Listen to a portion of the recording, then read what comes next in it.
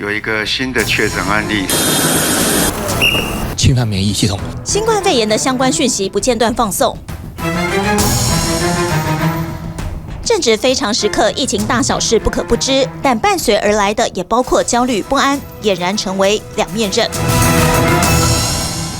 有些个案之后，晚上他只要听到有声音，就觉得是不是在咳嗽，是不是有什么状态，是不是会传染到他？白天只要要出门的时候，他就要准备很多，包括清洁用品怎么样，所以他的强迫也会恶化。新生医学科发现，求诊者面临双重不确定因素，一个是疫情发展难以预期，第二个则是不确定自己是否会被感染。爆发的焦虑或担心的确会比较多，大概会多大概1成到甚至到2成左右。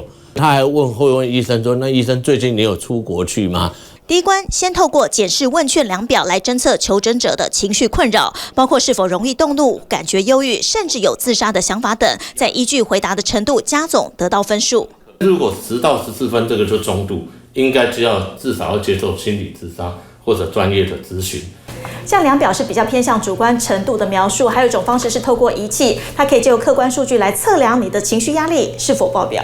就怕主观描述不够清楚，或者跟家属的陈述不吻合，就需要第二关的自律神经检测。记者亲自上阵，受访时必须不说话、不哭不笑，也不能闭上眼睛，时间约5分钟就能得到结果。情绪指数也还在绿色范围，通常是在这边范围都 OK。一般人都可能会苦恼，更别说被隔离者。根据高医大附设综合纪念医院的访视，在30名隔离个案中，有1成会出现焦虑或情绪困扰。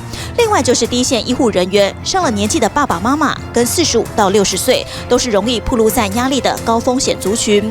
由于非不得已，尽量别去医院。其实透过 APP 也可以随时随地替心灵把关。只要点一下进去以后，就可以看到我们总共有18个题目，比如说容易发脾气。APP 还内建心情日记功能，可以记录当天的大小事跟心情状态，方便日后揪出压力源头。好像每个月的1号到5号，我的情绪特别都不好，为什么？那我可能看看我的心情日记。1号到5号刚好那时候是疫情比较严重的时候，造成我们自己压力比较大。一旦压力超过2周，就会造成长期的身心影响。医师则说，保持4个动很重要：运动、活动、劳动、互动，大脑就不会乱动，身体就不会躁动，这个社会安定，这个病毒就无从作乱起。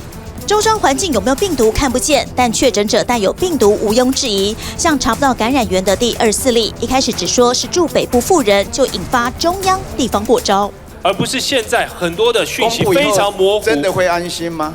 学者主张公开透明，有利防疫。